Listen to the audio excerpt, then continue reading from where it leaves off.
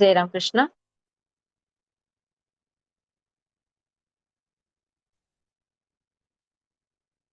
ಇಂದಿನ ಮೊದಲನೇ ಪ್ರಶ್ನೆ ಅಮೂಲ್ಯ.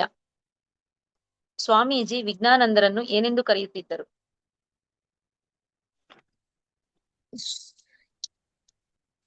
ಒಂದು ಮಧ್ಯಾಹ್ನ ಸನ್ಯಾಸಿಯೊಬ್ಬರು ಮನಸ್ಸಿನ ನಿಶ್ಚಲವನ್ನಾಗಿಸುವುದು ಹೇಗೆ ಎಂದು ಕೇಳಲು ವಿಜ್ಞಾನಂದರು ಪ್ರತಿದಿನವೂ ಕರ್ಮಪಾದ ಜಪಧ್ಯಾನವನ್ನು ಮಾಡುವುದು ತುಂಬಾ ಮುಖ್ಯ. ಆಗ ಮನಸ್ಸು ಕ್ರಮೇಣ ಶಾಂತ ಸ್ಥಿತಿಯಾಗುವುದು ಬರಬಹುದು. ಏಕಾಂತದಲ್ಲಿರುವ ಪ್ರಯತ್ನಿಸು ನಿಜವಾದ ಸಾಧು ಏಕಾಂತದಲ್ಲಿರಬೇಕು ಎಂದು ಉತ್ತರಿಸಿದರು. ಸರಿ. ಮುಂದಿನ ಪ್ರಶ್ನೆ ಅನಿರುದ್ಧ್. ವಿವೇಕಾನಂದರು ಮಹಾ ಸಮಾಧಿ ಪಡೆದ ದಿನ ವಿವೇಕಾನಂದರು ಏನು ಮಾಡುತ್ತಿದ್ದರು?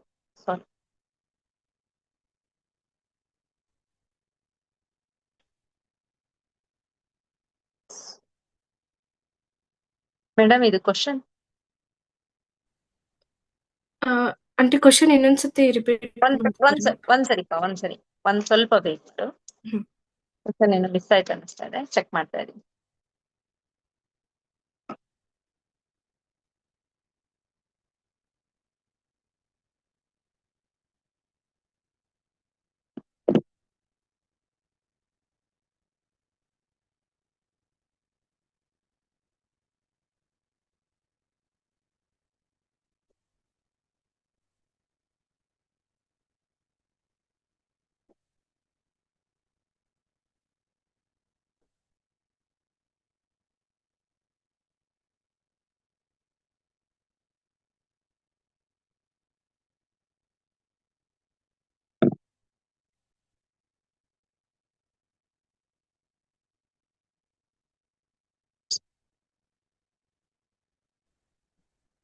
ಸೆಕೆಂಡ್ ಕ್ವಶನ್ ಸರ್, ಅದು ಕ್ವಶನ್ ಬೇರೆ ಓಪನ್ ಆಯ್ತು, ಸಾರಿ ಮಿಸ್ ಆಯ್ತು. ಒಂದ್ ಸೆಕೆಂಡ್ ಹೇಳ್ತೀನಿ ಸರ್. ಹೌದು, ತ್ಯಾಗವಿಲ್ಲದೆ ಯಾವ ಆಸೆಯನ್ನು ಇಟ್ಟುಕೊಳ್ಳಬಾರದು? ತ್ಯಾಗವಿಲ್ಲದೆ ಆಧ್ಯಾತ್ಮಿಕ ಜೀವನದಲ್ಲಿ ಮುಂದುವರೆಸುವ ಆಸೆ ಇಟ್ಟುಕೊಳ್ಳಬೇಡಿ. ಸರಿ. ಮೂರನೇ ಪ್ರಶ್ನೆ ಭರತ್. ವಿವೇಕಾನಂದರು ಯಾವಾಗ ಬೇಲೂರು ಮಠದ ಪ್ರತಿಷ್ಠಾಪನೆ ಮಾಡಿದರು?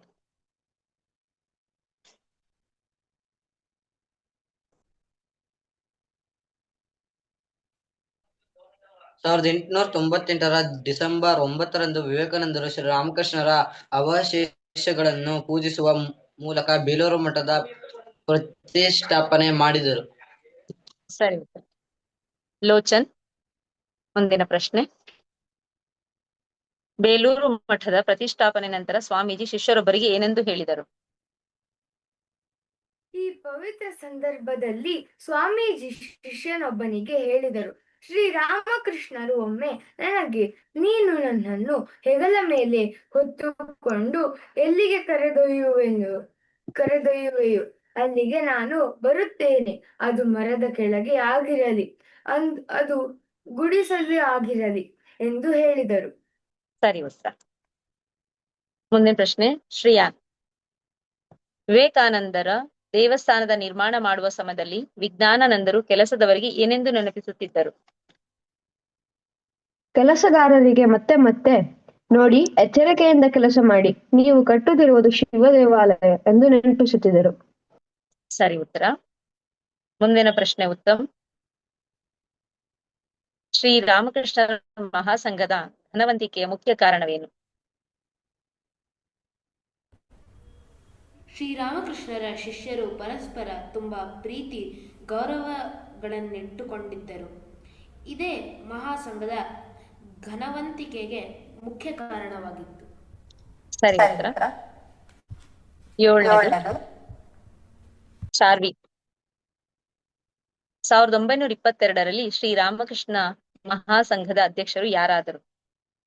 1922ರಲ್ಲಿ ಬ್ರಹ್ಮಾನಂದರು ಇನ್ನಿಲ್ಲವಾದ ಮೇಲೆ ಶಿವಾನಂದರು ಶ್ರೀರಾಮಕೃಷ್ಣ ಮಹಾಸಂಘದ ಅಧ್ಯಕ್ಷರಾದರು. ಮುಂದಿನ ಪ್ರಶ್ನೆ ಅನುಶ್ರೀ. ವಿಜ್ಞಾನಂದರು ಶಿವಾನಂದರನ್ನು ನೋಡಲು ಬೇಲೂರು ಮಠಕ್ಕೆ ಬಂದಾಗ ಸನ್ಯಾಸಿಗಳು ಇದೇನಿದು ದಿಢೀರ್ ಭೇಟಿ ಎಂದು ಕೇಳಲು ಏನೆಂದು ಉತ್ತರಿಸಿದರು?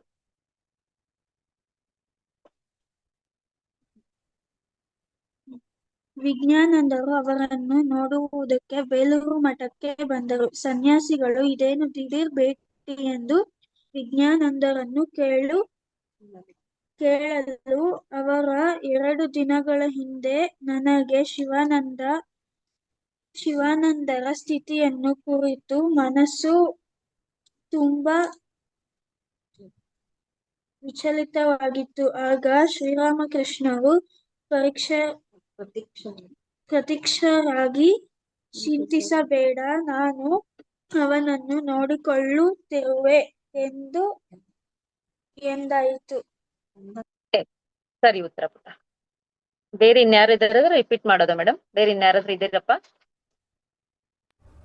ಮೇಡಮ್ ದಿಗಂತ್ ಇದ್ದಾನೆ. ದಿಗಂತ್.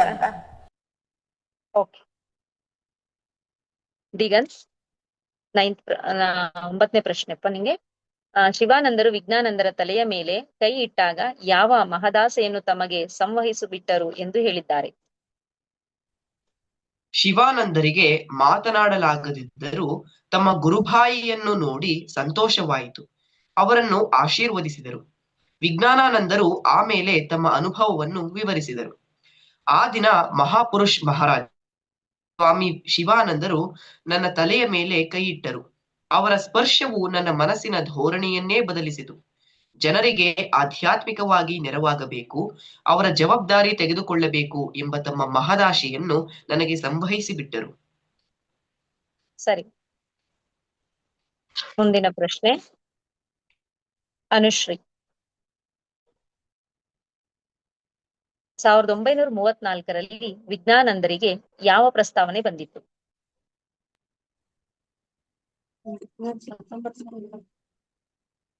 1924ರಲ್ಲಿ ಶಿವಾನಂದರು ದೈವಾಧೀನರಾದ ಮೇಲೆ ಸ್ವಾಮಿ ವಿಜ್ಞಾನಂದರನ್ನು ರಾಮಕೃಷ್ಣ ಮಠ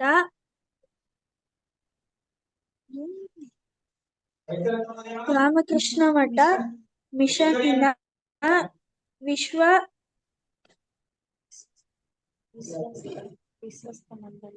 ವಿಶ್ವಸ್ತ ಮಂಡಳಿಯ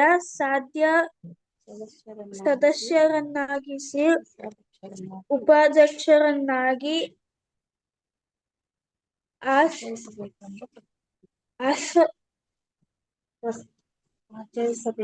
ಆಚರಿಸಬೇಕೆಂದು ಪ್ರಸ್ತಾವನೆ ಬಂದಿತ್ತು.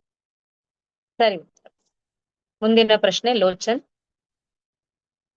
ಯಾವ ಪೆನ್ನಿನಿಂದ ಸಹಿ ಮಾಡಿ ವಿಜ್ಞಾನಂದರು ಮಹಾಸಂಘದ ಉಪಾಧ್ಯಕ್ಷರಾದರು? ಸ್ವಾಮಿ ವಿಜ್ಞಾನಾನಂದರು ಫೌಂಟೇನ್ ಪೆನ್ನಿನಿಂದ ಸಹಿ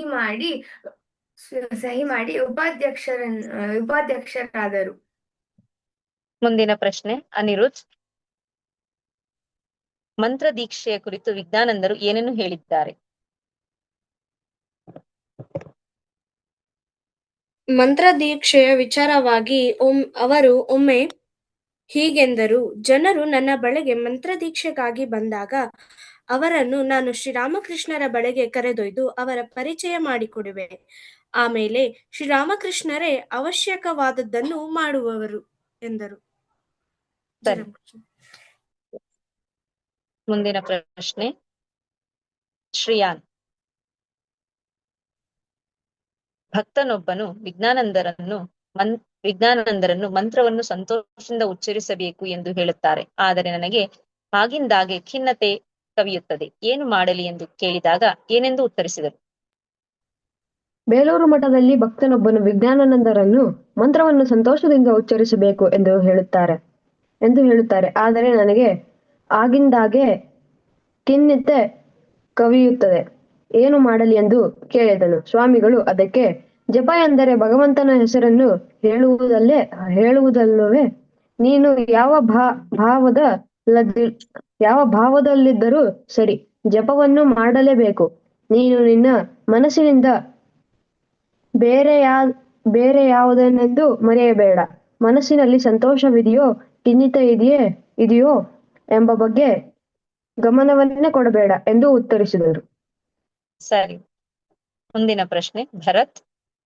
ಭಕ್ತರ ಯಾವ ಕೆಲಸ ಸ್ವಾಮೀಜಿಯವರಿಗೆ ಬೇಜಾರು ಮಾಡುತ್ತದೆ?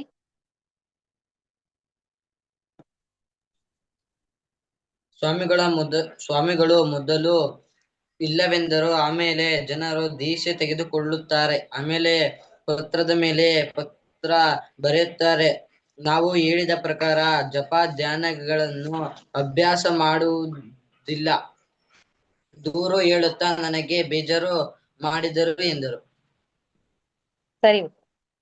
ಮುಂದಿನ ಪ್ರಶ್ನೆ ಉತ್ತಮ್. ಒಮ್ಮೆ ಸ್ವಾಮಿ ವಿಜ್ಞಾನಂದರು ದಕ್ಷಿಣ ಕೋಲ್ಕತ್ತಾದ ಕಾಳಿಘಾಟ್ಗೆ ಭೇಟಿ ಕೊಡಲು ಹೋದಾಗ ಅವರಿಗಾದ ಅನುಭವವನ್ನು ವಿವರಿಸಿ. ಬೇಲೂರು ಮಠದಲ್ಲಿದ್ದಾಗ ಒಮ್ಮೆ ಸ್ವಾಮಿ ವಿಜ್ಞಾನಾನಂದರು ದಕ್ಷಿಣ ಕೋಲ್ಕತ್ತಾದ ಕಾಳಿಘಾಟ್ಗೆ ಭೇಟಿ ಕೊಡಲು ಹೋದರು. ಅಲ್ಲಿ ಆ ಹೊತ್ತು ಅವರಿಗಾದ ಅನುಭವವನ್ನು ಆನಂತರ ವಿವರಿಸಿದರು.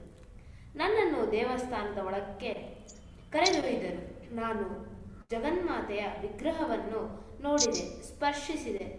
ಪ್ರದಕ್ಷಿಣೆ ಮಾಡುತ್ತಿರುವಾಗ ಅಪಾರ ಕರುಣೆಯಿಂದ ತಾಯಿ ನನಗೆ ದರ್ಶನವಿತ್ತಳು. ನನ್ನಲ್ಲಿಯ ಕುಂಡಲಿನಿಯನ್ನು ಸಹಸ್ರಾಕೇರಿಸಿ ಅದನ್ನು ಬೇಗನೆ ಪ್ರಭಾವಯುಕ್ತಗೊಳಿಸಿದರು. ಸರಿ. ಮುಂದಿನ ಪ್ರಶ್ನೆ ದಿಗಂತ್. ಕೋಲ್ಕತ್ತಾದ ಆರ್ಟ್ ಸ್ಟುಡಿಯೋದಲ್ಲಿ ಶಿವನ ದರ್ಶನವಾಯಿತು. ವಿಜ್ಞಾನಂದರು ಆ ಅನುಭವವನ್ನು ಹೇಗೆ ವರ್ಣಿಸಿದ್ದಾರೆ? ಇನ್ನೊಂದು ಸಲ ಅವರಿಗೆ ಕೋಲ್ಕತ್ತಾದ ಆರ್ಟ್ ಸ್ಟುಡಿಯೋದಲ್ಲಿ ಶಿವನ ದರ್ಶನವಾಯಿತು. ಅವರು ಈ ಅನುಭವವನ್ನು ವರ್ಣಿಸಿದ್ದು ಹೀಗೆ: ನಾನೊಬ್ಬನೇ ಸ್ಟುಡಿಯೋಕ್ಕೆ ಹೋಗಿದ್ದಾಗ ಜಟೆಗಡ್ಡಗಳಿರುವ ನಿಂತಿರುವ ಶಿವನ ಒಂದು ಸುಂದರವಾದ ಚಿತ್ರವನ್ನು ನೋಡಿದೆ. ನಿಂತಿರುವ ಶಿವನ ಚಿತ್ರ ಅಪರೂಪ. ಅದನ್ನೇ ನೋಡುತ್ತಾ ನಾನು ಭಾವಾವಿಷ್ಟನಾದೆ. ಚಿತ್ರ ನನಗೆ ಜೀವಂತವಾಯಿತು. ಶಿವ ನನ್ನೊಂದಿಗೆ ಮಾತನಾಡುತ್ತಾನೆ ಎನ್ನಿಸಿತು. ಈಗಲೂ ಆ ಚಿತ್ರವನ್ನು ಕಲ್ಪಿಸಿಕೊಂಡರೆ ಕಣ್ಣಿಗೆ ಕಟ್ಟಿದಂತೆ ಆ ಇನಿದಾದ ದಿವ್ಯ ಭಾವ ತುಂಬಿಕೊಂಡು ಆನಂದಿತನಾಗುತ್ತೆ. ಸರಿ. ಮುಂದಿನ ಪ್ರಶ್ನೆ ಚಾರ್. ತಮ್ಮ ದರ್ಶನಗಳ ಬಗ್ಗೆ ಹೇಳಿದಾಗ ಕೆಲವೊಮ್ಮೆ ಕೇಳುತ್ತಿರುವವರು ಕೆಲವರು ಸಂಶಯ ಪಡುತ್ತಿರುವರು ಎಂಬುದು ಅವರಿಗೆ ಗೊತ್ತಾದಾಗ ಆ ವಿಷಯ ಬದಲಿಸಿ ಏನೆಂದು ಹಾಸ್ಯ ಮಾಡುತ್ತಿದ್ದರು. ತಮ್ಮ ದರ್ಶನಗಳ ಬಗ್ಗೆ ಹೇಳಿದಾಗ ಕೆಲವೊಮ್ಮೆ ಕೇಳುತ್ತಿರುವ ಕೆಲವರು ಸಂಶಯ ಪಡುತ್ತಿರುವವರು ಎಂಬುದು ಅವರಿಗೆ ಗೊತ್ತಾಗುತ್ತಿತ್ತು. ಆಗ ಆ ವಿಷಯ ಬದಲಿಸಿ ಹಾಸ್ಯವಾಗಿ ನೋಡಿ, ರಾಖಾಲ್ ಮಹಾರಾಜ್ ಮತ್ತು ನಾನು ಅನೇಕ ದರ್ಶನಗಳನ್ನು ಪಡೆದೆವು. ನಮಗೆ ರಾತ್ರಿ ನಿದ್ದೆ ಬರುತ್ತಿರಲಿಲ್ಲ. ಅದಕ್ಕೆ ಅವುಗಳನ್ನು ಪರಿಭಾವಿಸಿಕೊಳ್ಳುತ್ತಿದ್ದೆವು. ನೀವೆಲ್ಲ ಯುವ ಬಂಗಾಳಿಗಳು, ನೀವು ಅವುಗಳನ್ನು ನಂಬುವ ಅವಶ್ಯಕತೆ ಇಲ್ಲ ಎನ್ನುತ್ತಿದ್ದರು ಎಂದು ಹಾಸ್ಯ ಮಾಡುತ್ತಿದ್ದರು. ಮುಂದಿನ ಪ್ರಶ್ನೆ ಅಮೂಲ್ಯ. ವಿಜ್ಞಾನಂದರು ಯಾವುದನ್ನು ತುಂಬಾ ಪವಿತ್ರ ಸ್ಥಳವೆಂದು ಭಾವಿಸುತ್ತಿದ್ದರು? ವಿಜ್ಞಾನಾನಂದರು ಬೇಲೂರು ಮಠವನ್ನು ನಿಜಕ್ಕೂ ತುಂಬಾ ಪವಿತ್ರ ಸ್ಥಳವೆಂದು ಭಾವಿಸುತ್ತಿದ್ದರು. ರಿಯಾನ್. ಮುಂದಿನ ಪ್ರಶ್ನೆ ವಿಜ್ಞಾನಂದರು ಬೇಲೂರು ಮಠದಲ್ಲಿ ಪವಿತ್ರ ಸ್ಥಳವೆಂದು ಭಾವಿಸಲು ಕಾರಣವೇನು?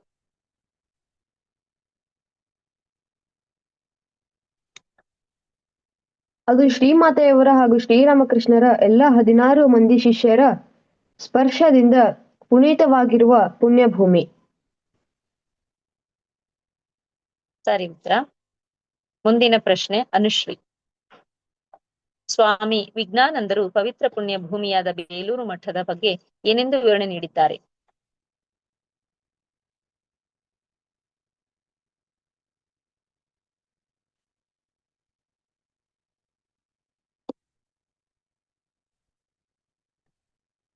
ಅನುಶ್ರೀ ಇಲ್ಲ ಪುಟ್ಟ ನೀವು.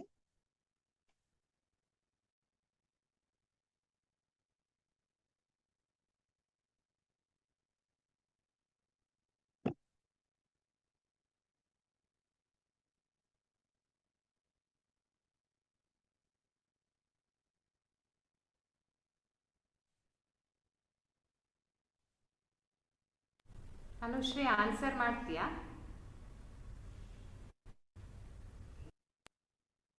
No ma'am. ಓಕೆ ಮೇಡಮ್, ನಾ ಹೇಳ್ತೀನಿ. ಒಮ್ಮೆ ಸ್ವಾಮಿಗಳೆಂದರು, ತಾಯಿ ಅನ್ನಪೂರ್ಣಿ ಬೇಲೂರು ಮಠದಲ್ಲಿ ಸದಾ ಇರುವಳು. ಇದು ಕಾಸಿಲ್ಲದ ಸನ್ಯಾಸಿಗಳ ತಾಣ. ಆದರೆ ಜನರು ಆಹಾರ ಮತ್ತಿತರ ವಸ್ತುಗಳನ್ನು ತರುವರು. ತಾಯಿಯ ಕೃಪೆಯಿಂದಲೇ ಮಠದ ಭಂಡಾರವು ಯಾವಾಗಲೂ ತುಂಬಿರುವುದು. ಯಾರು ಬೇಲೂರು ಮಠದಲ್ಲಿರುತ್ತಾ ಜಪ ಧ್ಯಾನಗಳನ್ನು ತೀವ್ರವಾಗಿ ಏಕಾಂತದಲ್ಲಿ ಅಭ್ಯಾಸ ಮಾಡುವರೋ ಅವರು ಆಧ್ಯಾತ್ಮಿಕ ಅನುಭೂತಿ ಪಡೆಯುವರು ಎಂದು ಹೇಳಿದರು.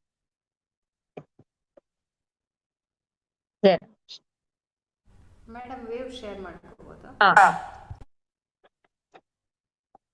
ಈ ಒಂದು ಅಧ್ಯಾಯದಲ್ಲಿ ಪ್ರತಿ ಒಂದು ಲೈನು ತುಂಬಾ ಇಂಪಾರ್ಟೆಂಟ್ ಅಂತ ಹೋಗುತ್ತೆ. ಯಾವುದು ಇಲ್ಲಿ ಇಂಪಾರ್ಟೆಂಟ್ ಅಲ್ಲ ಅಂತ ಬಿಡ್ಲಿಕ್ಕೆ ಸಾಧ್ಯ ಆಗಲ್ಲ. ಅದರಲ್ಲಿ ನನ್ಗೆ ತುಂಬಾ ಇಷ್ಟವಾದ ಒಂದು 2 ಸಂಗತಿಗಳಂದ್ರೆ, ಶ್ರೀರಾಮಕೃಷ್ಣರ ಶಿಷ್ಯರ ಪರಸ್ಪರ ತುಂಬಾ ಪ್ರೀತಿ ಗೌರವನಿಟ್ಟುಕೊಂಡಿದ್ದರು. ಇದೇ ಮಹಾಸಂಗದ ಧನವಂತಿಕೆಗೆ ಮುಖ್ಯ ಕಾರಣವಾಗಿತ್ತು.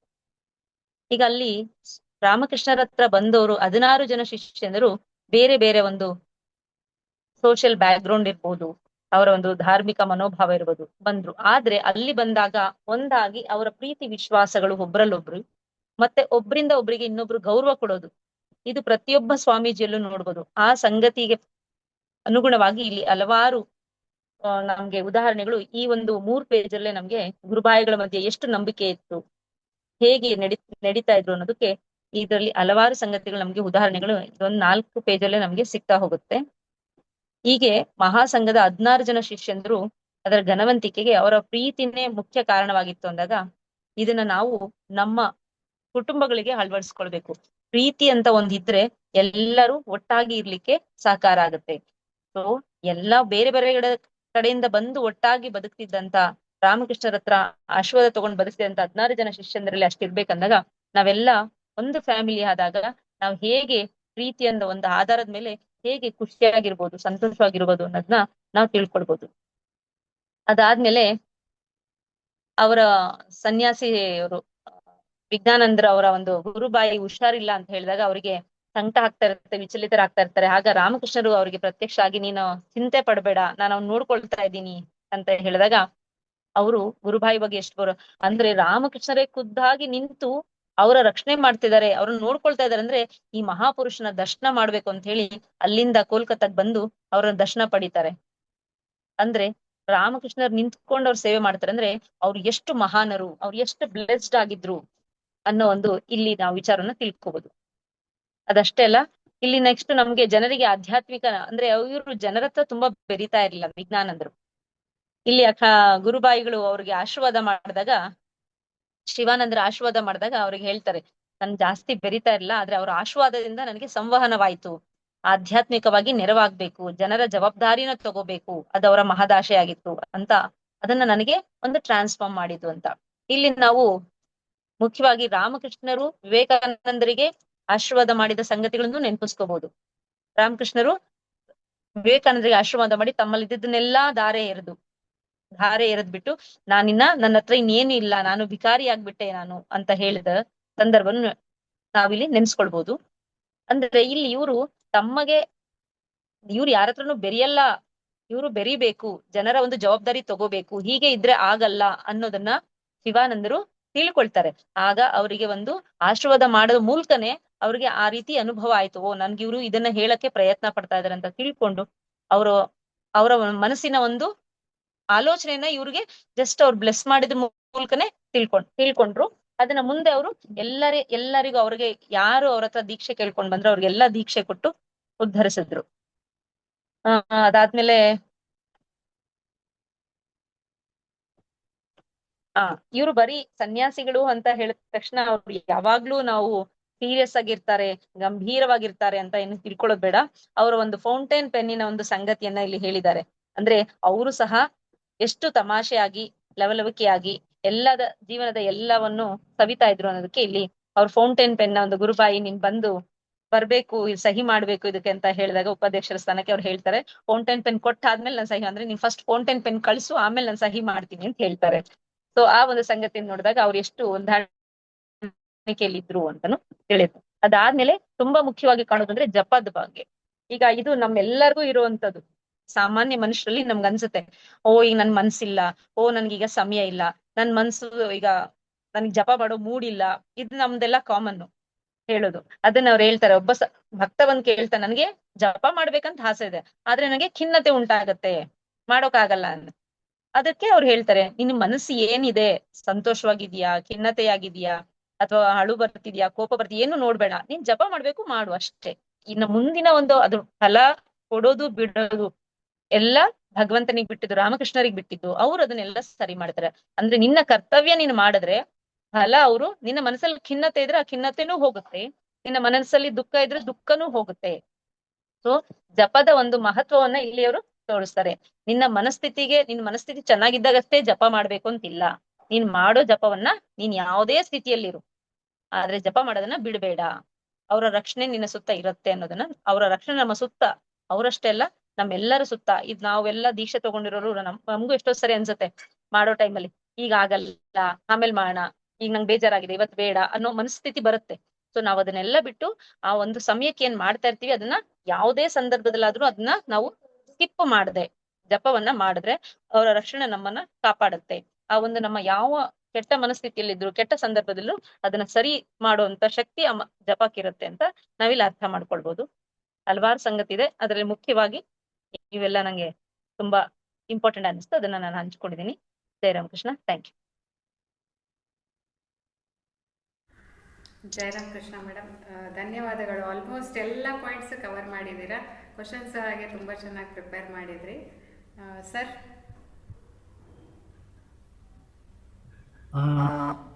ನೀವು ಹೇಳಿದಾಗೇನೆ ಎಕೋ ಆಗ್ತದೆ sir. Video okay okay okay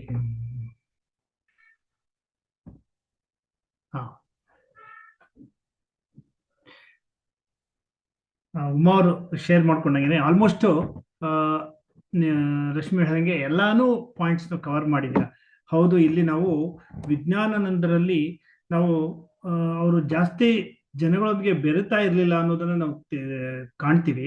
ಆದ್ರೆ ಅವರು ಯಾರ ಜೊತೆ ಬೆರೀತಿದ್ರೋ ಅವರು ಉನ್ನತ ಸ್ಥಿತಿಗೆ ಖಂಡಿತ ಹೋಗ್ತಾ ಇದ್ರು. ಸ್ವಾಮೀಜಿ ಅವರ ಸಂಪರ್ಕಕ್ಕೆ ಬಂದವರೆಲ್ಲ, ವಿಜ್ಞಾನಾನಂದರದು ಸಂಪರ್ಕಕ್ಕೆ ಬಂದವರೆಲ್ಲ ಅದೇ ರೀತಿ ಆಗ್ತಿದೆ. ಅದಕ್ಕೆ ನೋಡಿ, ವಿವೇಕಾನಂದರು ಅವ್ರಿಗೆ ಹೆಸರಿಡುವ ವಿಜ್ಞಾನಾನಂದರು ಅಂತಲೇ ಇತ್ತಿದ್ದು. ಯಾಕೆಂದ್ರೆ ಶ್ರೀರಾಮಕೃಷ್ಣರು ಹೇಳೋವಾಗೇನೆ ಜ್ಞಾನ ಒಂದಾದ್ರೆ ಜ್ಞಾನಕ್ಕಿಂತ ಉನ್ನತವಾದದ್ದು ವಿಜ್ಞಾನ ಅಂತ ಹೇಳ್ತಾರೆ. ಅಂದ್ರೆ ಭಗವಂತ ಇದಾನೆ, ಅವನ ದರ್ಶನ ಪಡಿಬಹುದು ಅನ್ನೋದೆಲ್ಲ ಜ್ಞಾನ ಆದ್ರೆ, ಆ ಭಗವಂತನ ಪಡ್ಕೊಂಡಿದ್ದೇ ವಿಜ್ಞಾನ ಆಗತ್ತೆ ಅಂತ ಶ್ರೀರಾಮಕೃಷ್ಣ ಹೇಳುವಾಗೇನೆ ಅವರು ವಿಜ್ಞಾನಾನಂದರು ಅವರು ಪ್ರತಿಯೊಂದು ಹಂತದಲ್ಲೂ ಕೂಡ ಎಲ್ಲೂ ಕೂಡ ಅವರು ಆ ಅವ್ರು ಯಾವುದೇ ಕಾರ್ಯ ಮಾಡ್ತಿದ್ರು ಕೂಡ ಆ ಭಗವಂತನ ಕೆಲಸ ಅನ್ನೋದನ್ನ ನಾವಿಲ್ಲಿ ನೋಡ್ತೀವಿ. ಹಾಗೆ ಅವ್ರದ್ದು ಪ್ರೀತಿ ವಿಶ್ವಾಸ ಇಲ್ಲಿ ನಾವು ಇಲ್ಲಿ ಈ ಕ್ವಶನ್ ಫ್ರೇಮ್ ಮಾಡಿದಾಗ ಉಮಾ ಅವ್ರು ಏನ್ ಮಾಡಿದ್ರೆ ಅಂದ್ರೆ ವಿಜ್ಞಾನಂದ್ರು ಅಂತ ಟೈಪ್ ಮಾಡ್ಬಿಟ್ಟಿದ್ದೀರಾ ಅನ್ಸುತ್ತೆ. ಎಲ್ಲ ಕಡೆ ವಿಜ್ಞಾನಾನಂದ್ರು ಇಲ್ಲ, ವಿಜ್ಞಾನಂದರು ಅಂತಿದೆ. ಇಲ್ಲಿ ಈ ವಿಘ್ನ ಮತ್ತು ವಿಜ್ಞಾನ ಎರಡಕ್ಕೂ ವ್ಯತ್ಯಾಸ ತುಂಬಾ ಇದೆ. ವಿಘ್ನ ಅಂತಂತ ಬಂದಾಗ ಅದು ಒಂದು ಸೀಮಿತ ಜ್ಞಾನಕ್ಕೆ ಇದಾಗ್ಬಿಡ್ತದೆ. ಅಂದ್ರೆ ಪಂಡಿತರು ಅಥವಾ ಇಂಥವ್ರಿಗೆ, ಅಥವಾ ನಾವೇನಾದ್ರೂ ವಿನಂತಿ ಮಾಡ್ಕೊಳ್ಳೋದು, ಈ ಎಲ್ಲ ಅರ್ಥ ಬರುತ್ತೆ ವಿಜ್ಞಾಗೆ. ಆದ್ರೆ ವಿಜ್ಞಾನ ಅಂತಂದಾಗ ಶ್ರೀರಾಮಕೃಷ್ಣರು ಹೇಳುವಾಗೇನೆ ಈ ವಿಜ್ಞ ಅಂದ್ರೆ ಪಂಡಿತರು ಅವರೆಲ್ಲ ಜ್ಞಾನ ಪಡ್ಕೊಂಡಿರ್ತಾರೆ, ಅದ್ಭುತವಾದ ಜ್ಞಾನ ಎಲ್ಲ ಇರುತ್ತೆ. ಇಲ್ಲಿ ಅವ್ರು ಹೇಳುವಾಗೇನೆ ವಿಜ್ಞಾನ ಅಂದ್ರೆ, ಅದಕ್ಕೆ ನೋಡಿ ಅವ್ರ ಹೆಸರು ತಕ್ಕಂತೆ ಅಲ್ಲೊಂದು ಮಾತು ಹೇಳ್ತಾರೆ. ವಿಜ್ಞಾನ ಅಂದ್ರೆ ಹೇಳ್ತಾರೆ, ಕೇವಲ ನಾವು ವಿಚಾರಗಳನ್ನ ತಿಳ್ಕೊಳ್ತಾ ಇರೋದು, ತುಂಬಾ ಒಂದು ವಿಚಾರಗಳನ್ನ ತಿಳ್ಕೊಳಕ್ ಹೋಗೋದು, ತುಂಬಾ ಉಪದೇಶಗಳನ್ನ ಕೇಳೋದು, ಮತ್ತು ತುಂಬಾ ಉಪದೇಶಗಳನ್ನ ಕೇಳಿ ತುಂಬಾ ಅದ್ರ ಬಗ್ಗೆ ಚರ್ಚೆ ಮಾಡೋದು, ಎಲ್ಲದಕ್ಕಿಂತ ಮುಖ್ಯವಾಗಿ ನಾವು ಎಷ್ಟು ಅನುಷ್ಠಾನಕ್ಕೆ ತಂದ್ಕೊಂಡಿದೀವಿ ಅನ್ನೋದು ಮುಖ್ಯ ಆಗತ್ತೆ. ನಾವು ಈ ಜ್ಞಾನ ಬಂದಾಗ ಆಕ್ಚುಲಿ ಮೊದಲ ಹಂತನೇ ಜ್ಞಾನ. ಈ ಜ್ಞಾನ ಸ್ಥಿತಿಗೆ ಬಂದಾಗ ನಾವು ಎಲ್ಲವನ್ನು ಪಡ್ಕೊಂತೀವಿ. ಅಂದ್ರೆ ಅವಾಗ ಬೇಕು, ಎಲ್ಲ ಕೇಳ್ತಾ ಇರ್ಬೇಕು, ಎಲ್ಲ ಓದ್ತಾ ಇರ್ಬೇಕು, ಎಲ್ಲೆಲ್ಲ ವಿಚಾರ, ಯಾವ ತರದ ವಿಚಾರಗಳು ನಮ್ಮ ಆಧ್ಯಾತ್ಮಿಕತೆಗೆ ಮತ್ತು ಒಂದು ನಮ್ಮ ಏನು ಶ್ರೀರಾಮಕೃಷ್ಣರು ಮನುಷ್ಯ ಜನ್ಮದ ಒಂದು ಗುರಿ ಏನಪ್ಪಾ ಅಂತಂದ್ರೆ ಭಗವಂತನ ಸಾಕ್ಷಾತ್ಕಾರ ಅಂತ ಹೇಳ್ತಾರೆ ಶ್ರೀರಾಮಕೃಷ್ಣ. ಅದನ್ನ ಪಡ್ಕೊಳ್ಳೋದಕ್ಕೆ ಬೇಕಾದಂತ ಜ್ಞಾನ ಉಪದೇಶ ಪಡಿತಾ ಇರಬೇಕು.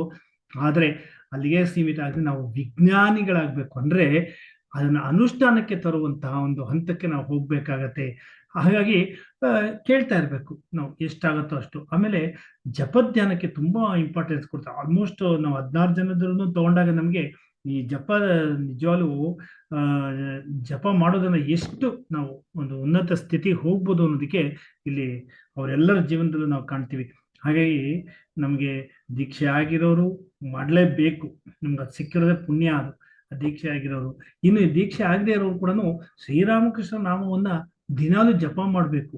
ಅದು ತುಂಬಾ ಒಂದು ನಮ್ಗೆ ಏನಾಗತ್ತೆ ಅಂತಂದ್ರೆ ನಮ್ಗೆ ಸಮಯ ಇಲ್ಲ ಅಂತ ನಾವು ಅನ್ಕೊಂಡ್ಬಿಡ್ತೀವಿ.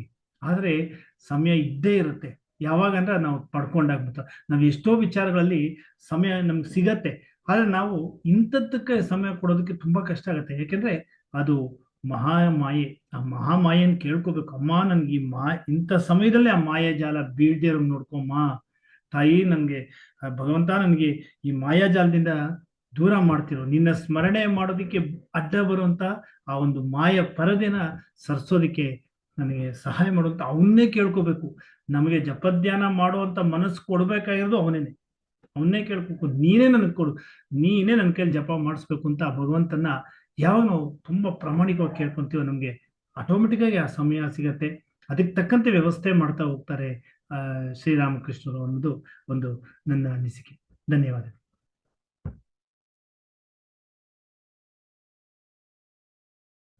ಧನ್ಯವಾದಗಳು ಸರ್. ಜೈಕಾರದೊಂದಿಗೆ ಇವತ್ತಿನ ಕ್ಲಾಸನ್ನು ಸಂಪನ್ನಗೊಳಿಸೋಣ. ಓಂ ಪ್ರಿಯತಾಂ ಪುಂಡರೀಕಾಕ್ಷಃ ಸರ್ವಯಜ್ಞೇಶ್ವರೋ ಹರಿಃ ತಸ್ಮಿನ್ ತುಷ್ಟೇ ಜಗತ್ತುಷ್ಟಂ ಪ್ರೇಣಿತೆ ಪ್ರೇಣಿತಂ ಜಗತತ್ ಹರಿಃ ಓಂ ತತ್ಸತ್. ಶ್ರೀರಾಮಕೃಷ್ಣಾರ್ಪಣಮಸ್ತು.